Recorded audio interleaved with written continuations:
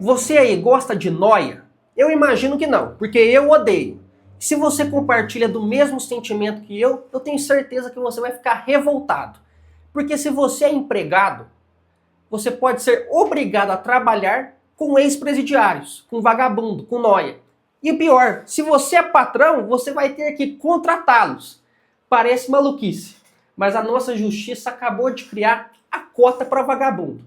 Não bastasse o tanto de cota que a gente tem aí, mais uma. E o pior, que dessa vez foi sem passar pelo Senado ou pela Câmara. Foi simplesmente feito de forma autoritária pelo CNJ, Conselho Nacional de Justiça, que é presidido pelo Barroso. CNJ é como se fosse um órgão administrativo do alto escalão da justiça brasileira.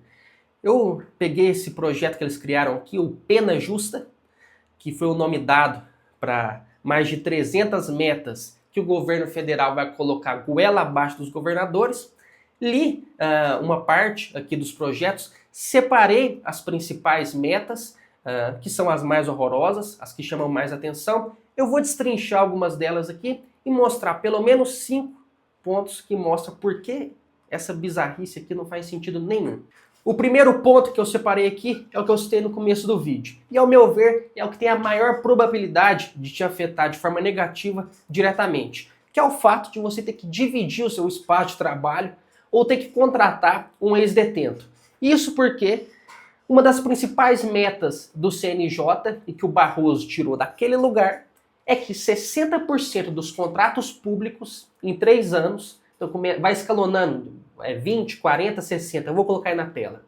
60% dos contratos públicos terão que ter cotas para ex-detentos. Obviamente, os prefeitos e os governadores vão ter que repassar isso para frente. Então, evidentemente, se você trabalha numa empresa ou tem uma empresa que presta qualquer tipo de serviço ao poder público, seja uma licitação, um contrato de infraestrutura, uma parceria público-privada, infelizmente a chance de você ser afetado é bem grande. O segundo ponto é que toda a base do projeto Pena Justa já parte dos princípios errados.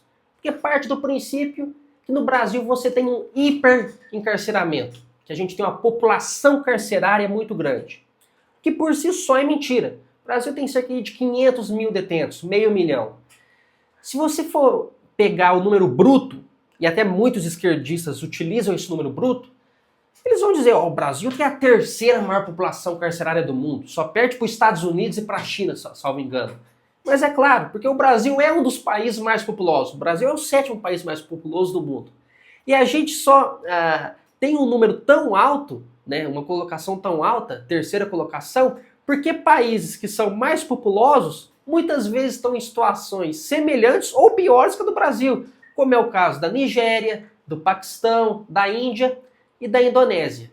Agora, se você pega um número ali proporcional, que é o número de detentos a cada 100 mil habitantes, o Brasil vai estar lá pela 30ª colocação.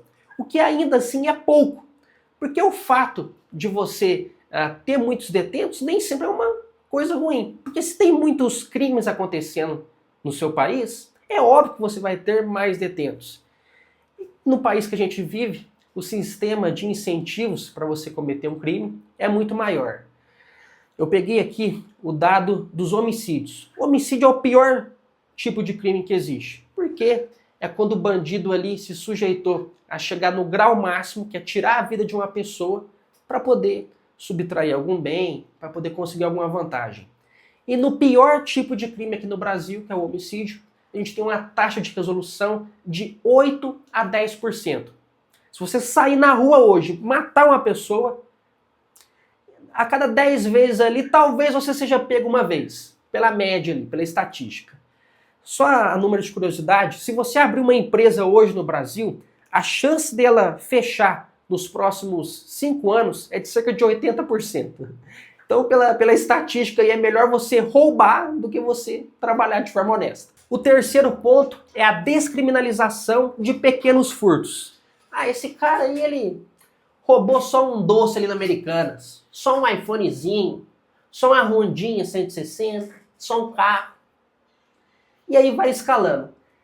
O estado da Califórnia, nos Estados Unidos, adotou essa medida há 2, 3 anos atrás. E muito provavelmente você já viu as consequências dela. Talvez você rodando pelos shorts aqui do YouTube, pelo Instagram, até pelo TikTok, já deve ter visto vários vídeos de pessoas entrando ali em mercados, em lojas de departamentos e simplesmente roubando. O cara vai, pega, ó, não, toma isso aqui, ó, coloca dentro do saco, coloca dentro da bolsa. E os funcionários, o patrão simplesmente, muitas vezes não pode fazer nada. Só assiste aquilo acontecendo. Essa foi uma medida que o próprio legislativo da Califórnia adotou, o executivo sancionou, e eles já estão estudando a revogação dessa medida, porque o Estado acabou entrando num verdadeiro colapso social. E agora a gente vai trazer esse tipo de medida aqui para o Brasil. Veja, se você tem um encarceramento grande de pessoas que cometeram pequenos furtos, não seria melhor você construir mais presídios para poder conseguir abrigar todo mundo? Porque a metodologia que o nosso judiciário está adotando vamos focar ali em quem cometeu alguma coisa mais grave, um assassinato, um homicídio, um latrocínio, lavagem de dinheiro, alguma coisa assim. O cara que furtou deixa para lá. Mas o fato de você deixar para lá gera os incentivos errados na nossa sociedade. Eu sou a favor de construir ali presídios em massa. Ah, não tem dinheiro, coloca o exército para poder construir. Ah, não, vai ficar muito caro, aluga uma prisão em outro país. Não tem aquele presidente lá de El Salvador, Bukele? Pô, o cara construiu lá um presídio gigante de 40 mil detentos. Poxa, será que não tem algumas vaguinhas lá? Não, manda uns brasileiros para lá para fazer turismo, entendeu? Para ver como é que é testar o sistema penitenciário de El Salvador. Manda para a China, manda para o Irã, para o Iraque, Afeganistão, manda para países bem legais. Eu sou a favor de construir uma prisão no meio da Amazônia. Pô, deixa os prisioneiros lá, no meio de uma ilha cercada de tubarão. E na hora que algum familiar ali quiser visitar, você simplesmente fala, ó, tá aberta a visita. Só comprar passagem de avião para ir, só pegar um navio e ir no meio da ilha, só você ir no meio da floresta. O presídio está aberto, você que se vire para poder chegar lá. Bom, essa é a minha ideia, mas parece que o atual judiciário não concorda comigo. Acabei deixando a minha imaginação falar mais alto, que pode ser um pouco perigoso, mas voltando aqui para os pontos do vídeo. Quarto ponto, que é justamente a reincidência desses crimes leves, que eles dizem ser leves, né? Que são os pequenos furtos, se atacar um patrimônio público, um patrimônio particular, botar fogo no carro de alguém, como está comum aqui em Londrina recentemente.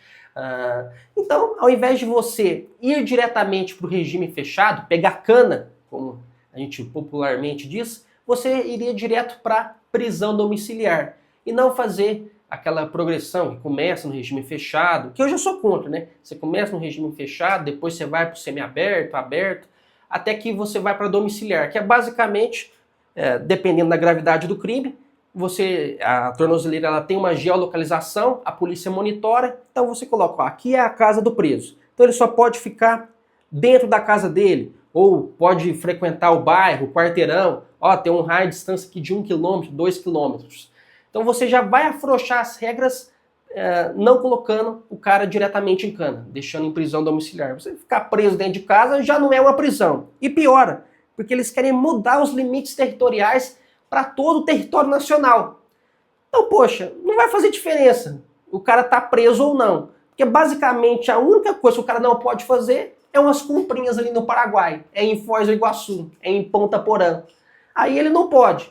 Mas se ele for um criminoso do Rio Grande do Sul, o cara pode ir para o Rio Grande do Norte, pode ir para Fernando de Noronha, pode ir para o Rio. Então, que prisão que é essa? O cara tá preso e vai estar solto? O quinto e último ponto tem a ver com a remissão ou a redução de pena, que também é muito comum aqui no Brasil e já está no Código Penal, que é basicamente o cara foi lá, puxou uma sentença de 10 anos, pegou 10 anos de cana. Ao invés de você cumprir todos esses 10 anos, caso você seja um bom moço ali, né? Pô, se você trabalhar 3 dias, você desconta um dia na sua pena. Ou se você estudar 3 dias, você desconta um dia na sua pena. Então, ao invés de você ficar 10 anos preso, você fica 7 anos, 7 anos e meio preso e estudando, ou preso e trabalhando. Faz parte da reabilitação. Até aí, ok. O problema é que nesse projeto Pena Justa, diz que caso o presídio não tenha condição, ou caso o governo estadual, caso seja um presídio público, não tenha condição de ofertar o estudo ou ofertar o trabalho, a redução de pena será automática. O que não faz sentido nenhum, porque o preso ele vai torcer para ir para o pior presídio. Porque se ele for para o pior presídio, ele não vai precisar trabalhar, não vai precisar estudar, não vai fazer o processo de habilitação e ainda assim vai ter uma pena menor. E isso piora, e aí que vem a segunda parte do ponto, porque ele também propõe a redução automática caso haja superlotação ou más condições dos presídios. Então, por exemplo, o presídio aqui tem capacidade para 5.000 pessoas, tem 5.001. Pô, vai ter que abater aí. Vai ter que abater 30%, 25% da pena a menos. Que também é outra coisa que não faz sentido nenhum. Tem um deputado aqui no Paraná, que é o Sargento Farrour, que eu tenho diversas críticas a ele. Mas ele tem uma frase muito interessante, né? Ele diz ali que foi visitar o presídio, a cela era para 10 pessoas, tinha 40 lá dentro. Bom, se tem 40 é porque cabe 40, né?